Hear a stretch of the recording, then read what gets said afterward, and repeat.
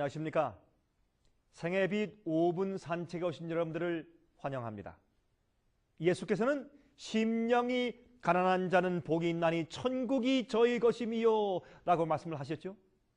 여러분, 이 천국, 이 나라는 이 세상 왕국이 아닙니다. 이 나라는 하나님의 나라입니다. 구원받은 의인들이 영원히 살게 될 그 영원한 나라입니다. 그 왕국은 오늘 우리 마음속에서 시작될 수가 있는 것입니다. 여러분, 이 하나님의 나라의 마음을 가진 백성들을 그 영원한 나라로 초청해서 데려가실 것입니다. 주님께서 왕국을 준비하시면 그 왕국에 준비된 백성들이 들어가는 것입니다. 이제 곧 예수께서 재림하실 것입니다. 하나님의 나라가 실제로 이 땅에 도래할 때가 얼마 남지 않은 것을 세상 사건들이 우리에게 말해주고 있습니다. 그런데 그 나라에 들어갈 백성들의 첫 번째 조건을 예수께서 말씀하시기를 심령이 가난한 자는 복이 있나니 라고 말씀을 하셨습니다. 마음이 가난한 자를 설명하신 것입니다.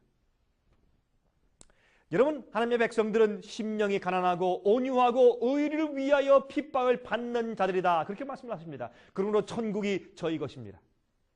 자기 심령의 처참함과 빈곤함을 느끼는 사람, 다시 말해서 자기 자신에게 선한 것이 없다는 것을 깨닫는 모든 사람들은 예수님을 바라봄으로 의와 구원을 발견할 수가 있는 것입니다.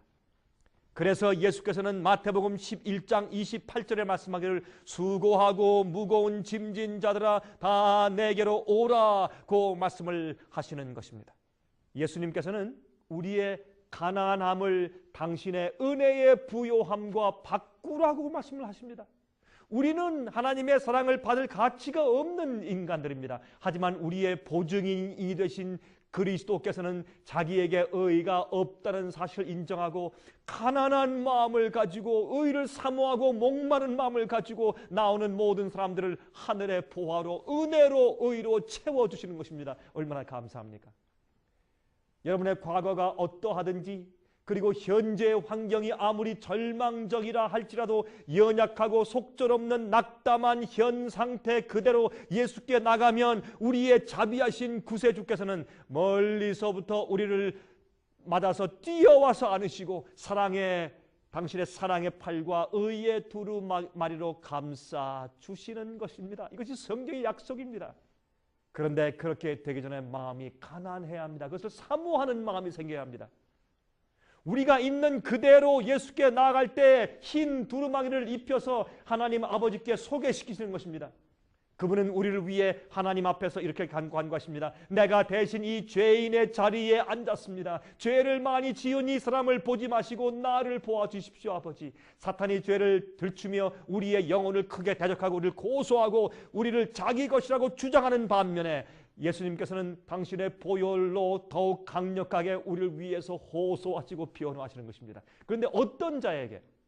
가난한 마음을 가진 자에게. 가난한 자는 먹을 것과 살 집을 사모합니다. 그런 것처럼 심령이 가난한 자는 하늘을 사모하고 마음속의 평화와 깨끗한 의를 사모하게 되는 것입니다.